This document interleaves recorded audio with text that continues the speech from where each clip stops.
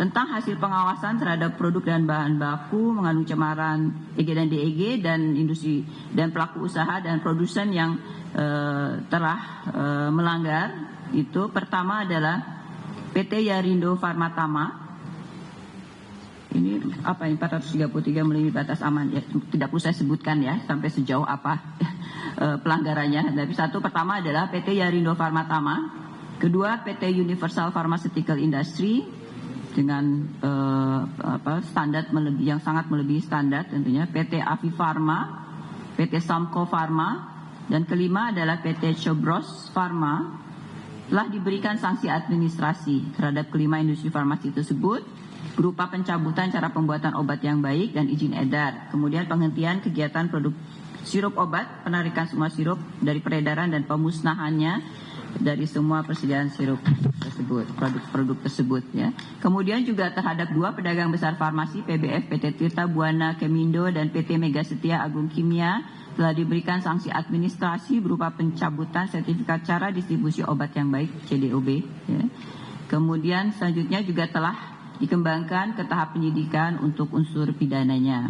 Ya, perkembangan dari penindakan dari aspek penindakan pidananya ya. Kami sampaikan bahwa tentunya mengingatkan kembali bahwa kelalaian dan atau ketidakpatuhan atas kewajiban industri dalam memenuhi atau melaksanakan ketentuan kewajiban dalam cara pembuatan obat yang baik, izin edar dan cara distribusi obat yang baik ini akan berujung pada sanksi administrasi dan ditindaklanjuti dengan sanksi pidana. Dalam kasus ini telah teridentifikasi adanya pihak yang dengan sengaja memanfaatkan celah dalam sistem jaminan keamanan dan mutu dari hulu ke hilir disertai dengan kelalaian dari pihak industri dalam mematuhi penjaminan mutu produk sehingga terjadilah kejahatan pada pemasaran bahan baku atau eksipien sampai dengan di rantai produksi dan peredaran. Perkembangan penindakan dan sanksi pidana. Pertama, untuk memberikan kepastian hukum, keadilan dan kemanfaatan bagi masyarakat, Badan POM telah melaksanakan penindakan terhadap 5 industri farmasi yang melakukan tindak pidana memproduksi sirup obat mengandung cemaran tersebut di atas ambang batas, dan 1 distributor bahan kimia yang melakukan pemalsuan, pengoplosan propilen glikol. Kami telah mengumumkannya pada konferensi pers tanggal 31 dan 9 November.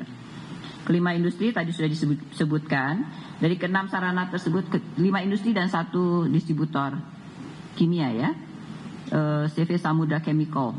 Dari ke-6 sarana tersebut, Badan POM menangani investigasi dan penyidikan 4 sarana industri farmasi.